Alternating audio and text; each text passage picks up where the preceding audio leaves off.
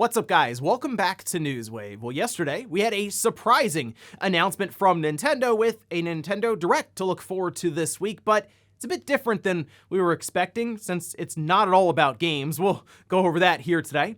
Also, we are going to be talking about CD Projekt as they outlined a ton of future plans around The Witcher, Cyberpunk, and even a new intellectual property. And we'll also be talking about several interviews that Herman Hulst from Sony had talking about PlayStation and PC releases, which basically has confirmed what we've been talking about here on Newswave for a while now. Guys, if you enjoy these videos, make sure you hit that like button, helps out a ton. And if you're new here to the SpawnWave channel, make sure you subscribe down below. And we're gonna start today with Xbox Game Pass for the month of October. We have several releases to look forward to here in the service. Head over here to news.xbox.com. Have the card at the top showing all the different games, starting with Chivalry 2 that is out now, cloud, console, and PC. Moving to October 6th, we have Medieval Dynasty, that's Xbox Series X and S. The Walking Dead Complete First Season and Season 2, that's on PC.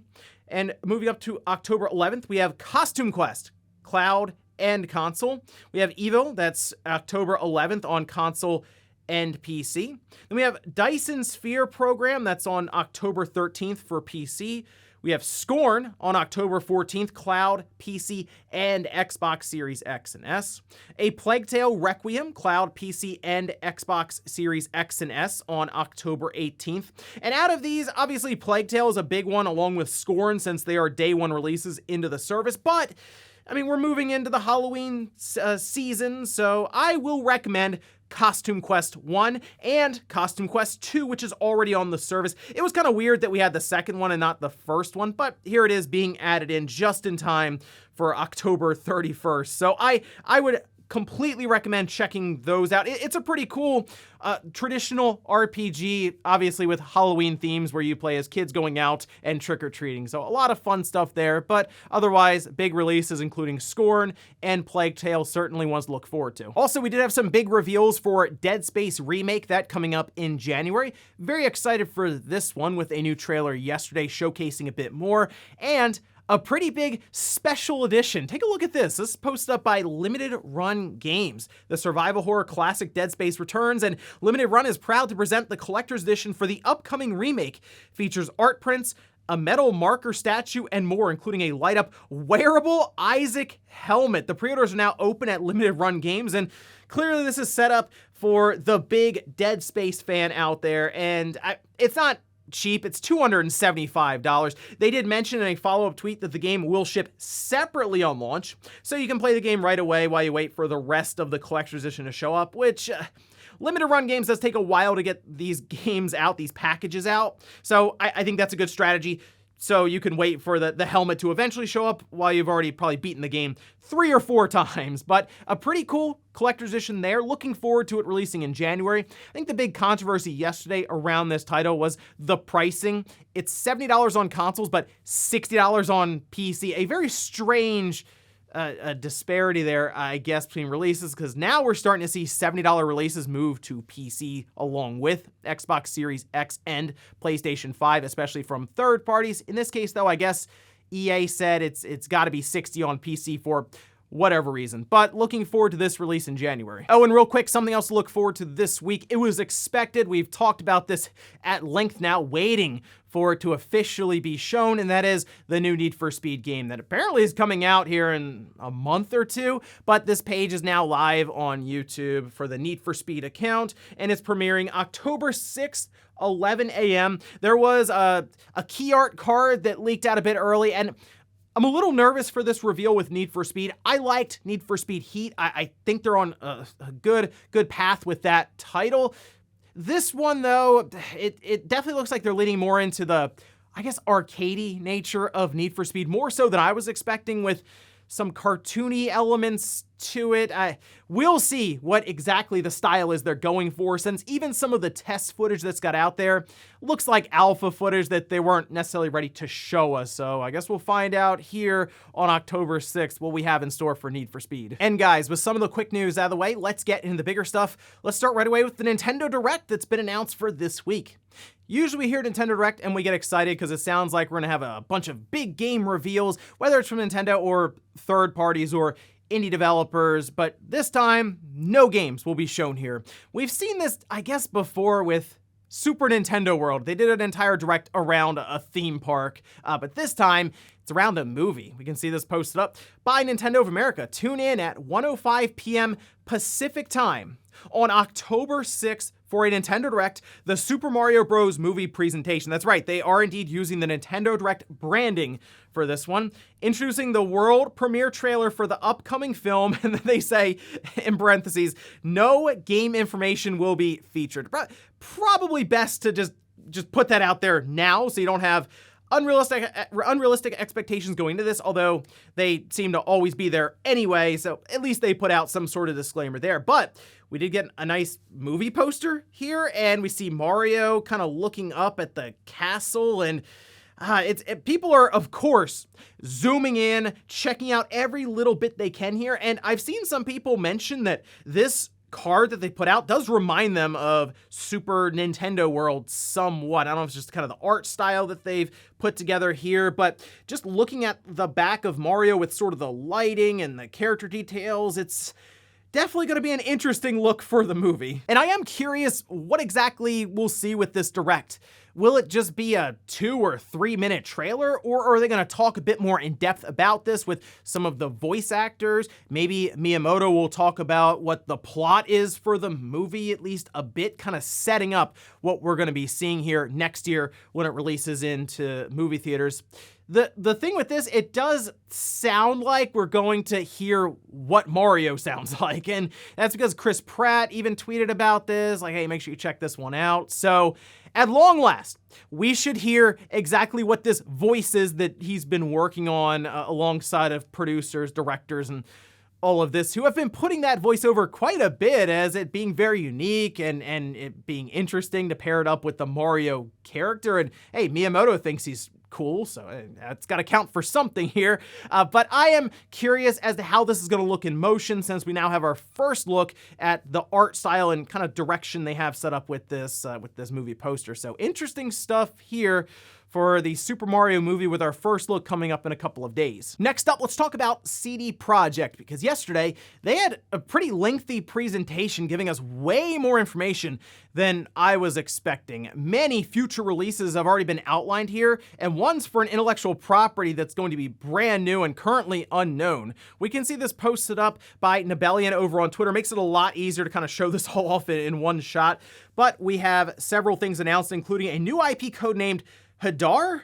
Then we have Projekt Sirius, that's a Witcher project that's upcoming. Project Polaris, this is a Witcher 3 sequel and part of a new trilogy. Project Canis Majoris, that's a new story-driven Witcher open-world RPG. And then Project Orion, that is a Cyberpunk 2077 sequel. I was not expecting anything about a Cyberpunk 2077 sequel, but now it makes a lot more sense why they said that Phantom Liberty, the expansion coming up next year for Cyberpunk 2077, will be the only expansion for story content that they're aiming to do, because they're just moving into a sequel for the game. And you know what? I know we got burned pretty badly, especially for its initial release with Cyberpunk 2077, but I'm curious what they come up here with a sequel, since the groundwork's kind of already been laid for Cyberpunk in general with 2077. And if they look back at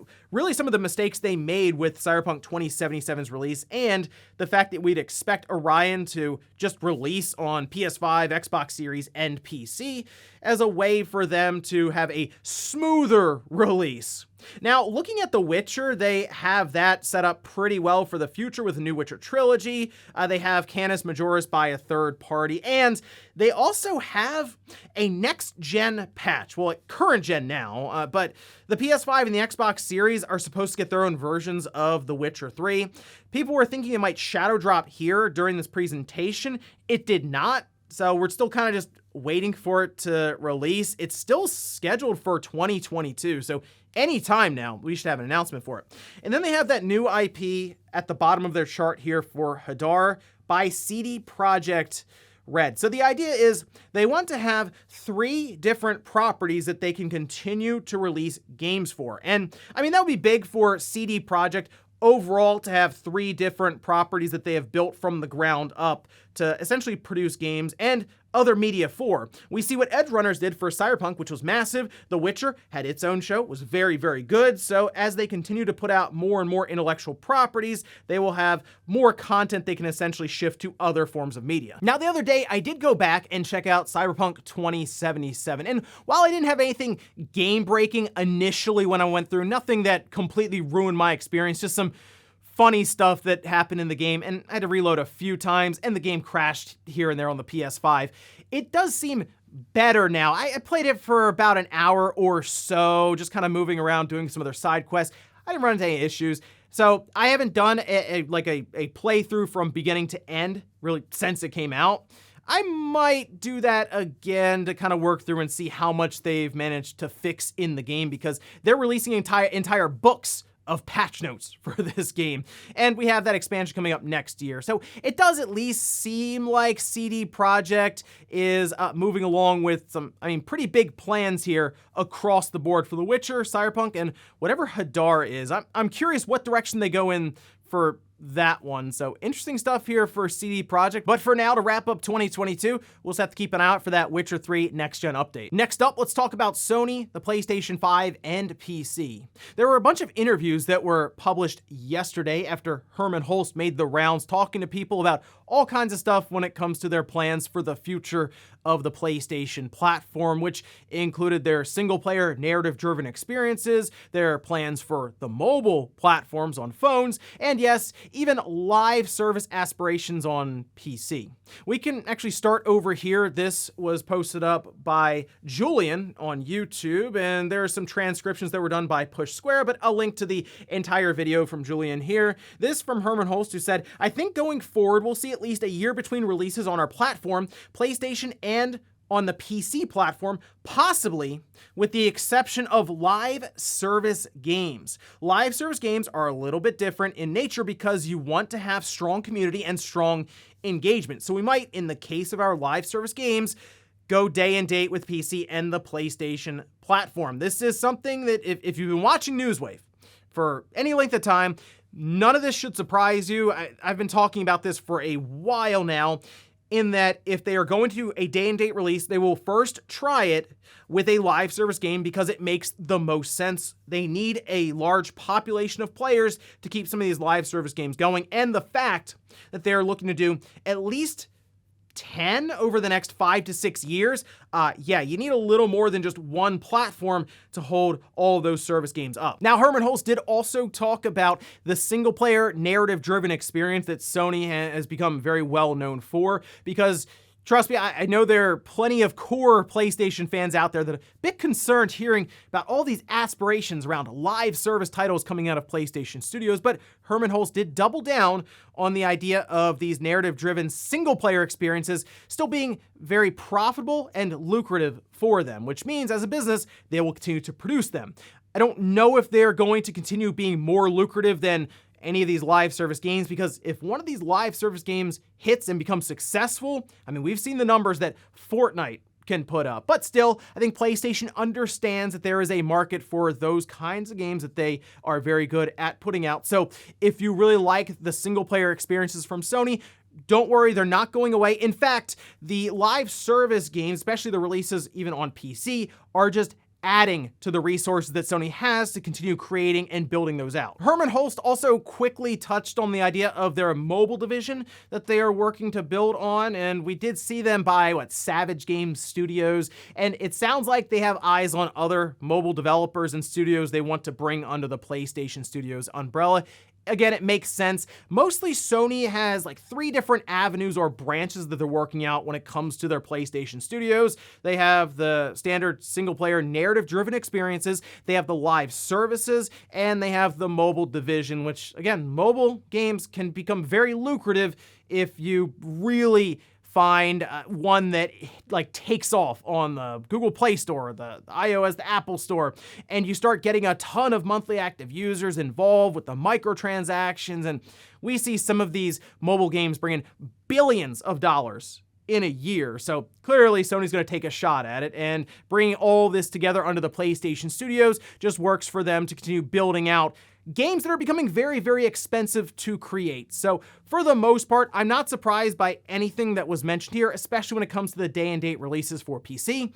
I do kind of think, though, that window, as Herman Holst is describing here, as being a year for PC and PS5 for single-player games, will also continue to shrink, and I think we will get to a position where Sony is ready to release like a big first-party single-player game on PC and PS5 same day. Will that be anytime this generation? We'll see. I think if anything, we're still a couple years out from that. And in our last bit of news, let's talk about Google Stadia. Specifically though, a game that is exclusive to the platform. And we know when that platform goes away midway through January, that's it. All the games that are on there that were in your library or that marketplace, it just disappears. Which is why Gylt is a game that people have been calling for to at least get ported away from that platform, if anything, for game preservation's sake. And it looks like that is indeed happening. We can see this posted up over on Tequila Works' website saying spooky season is around the corner, and we bring terrific news.